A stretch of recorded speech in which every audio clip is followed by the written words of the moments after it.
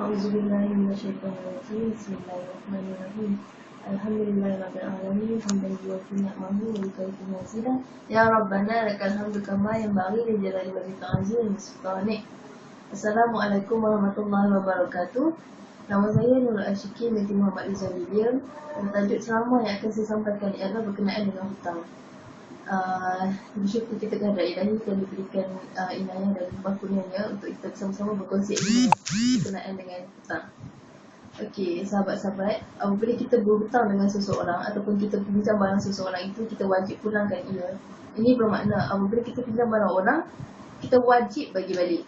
Ketahuilah saudaraku, apabila pinjam satu-satu daripada saudaranya, maka wajib pulangkan harta tersebut. Kadang-kadang kita bukan sengaja nak curi ataupun ada niat untuk mengambil barang tersebut, tetapi disebabkan sikap kita yang suka ambil mudah akan sesuatu perkara tu, kita akan menyebabkan kawan kita jadi susah. Sebab bila kawan kita nak guna barang tersebut, tapi kita tak pulangkan barang tu, jadi kerja kawan kita akan terganggu dan kita akan menyusahkan dia. Oleh itu, kalau kita pinjamkan barang orang tu, kita kena wajib bagi balik secepat yang mungkin lah kiranya. Maka agama nak beritahu dekat kita, bila kita pinjam, kita wajib bagi balik. Jika pinjaman itu mengikut hari ataupun jam, maka kita kena pulangkan mengikut masa yang ditetapkan. Contohnya, jika kita pinjam suatu barang tu, kita janji nak pulangkan keesokan harinya, maka kita wajib pulangkan bertepatan dengan keesokan harinya. Tak bolehlah nak lewat sehari ke macam tu. Lepas tu, ini menunjukkan disiplin sebagai seorang Islam. Bila kita tak patuh dengan disiplin ni, orang akan nampak Islam ni macam tak cantik lah.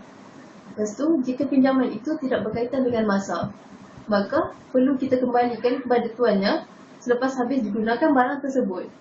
Janganlah kita pinjam barang orang, lepas tu kita buat barang tu seperti barang kita sendiri, sedangkan itu barang orang lain.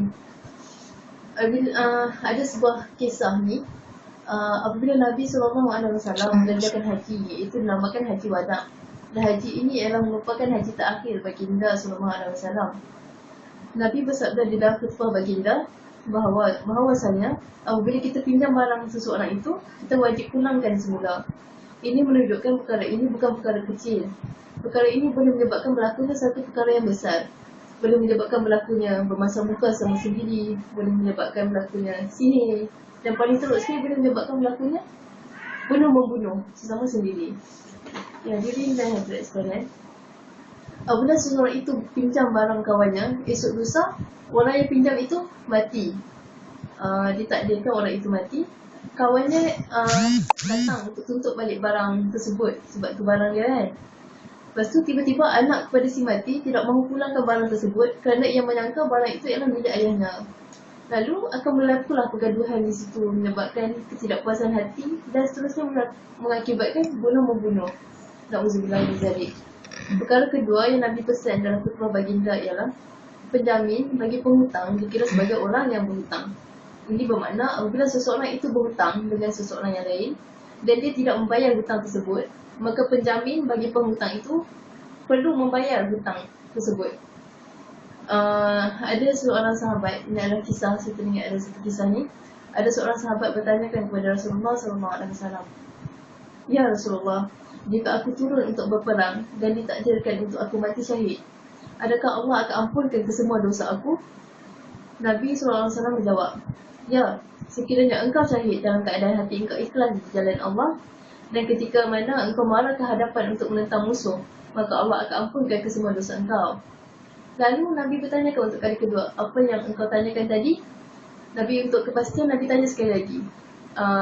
Lalu sahabat tersebut bertanya kepada Rasulullah, "Ya Rasulullah, jika aku turun untuk berperang dan ditakdirkan untuk aku mati syahid, adakah Allah akan ampunkan kesemua dosa aku?"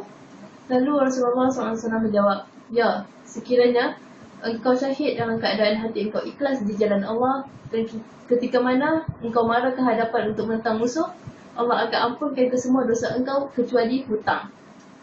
Muslimin dan muslimat yang dirahmati Allah sekalian, dosa Allah akan ampunkan, tetapi jika kamu berhutang dengan seseorang tapi kamu tidak bayar, maka Allah tidak akan lepaskan kamu.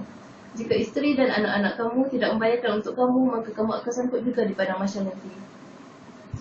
Seterusnya, Hukum jika kita merosakkan barang yang dipinjam adalah sama dengan orang yang menjamin seseorang tadi. Tadi saya ada menjelaskan bahawa jika seseorang penjamin itu, jika seseorang penghutang itu berhutang dengan orang tapi dia tidak bayar, maka penjamin perlu membayar. Samalah dengan kita merosakkan barang orang yang kita pinjam.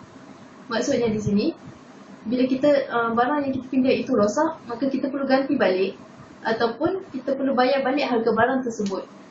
Ada setengah pendapat sahabat berpendapat bahawa jika barang tersebut kita rosakkan dengan tidak sengaja, maka kita tidak perlu ganti balik barang tersebut.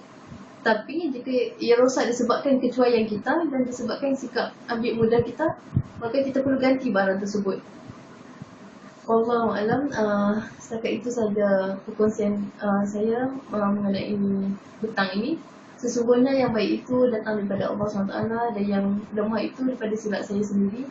Aku lupa lihaza wa astaghfirullahalazim wa li wa lakum. Assalamualaikum warahmatullahi wabarakatuh.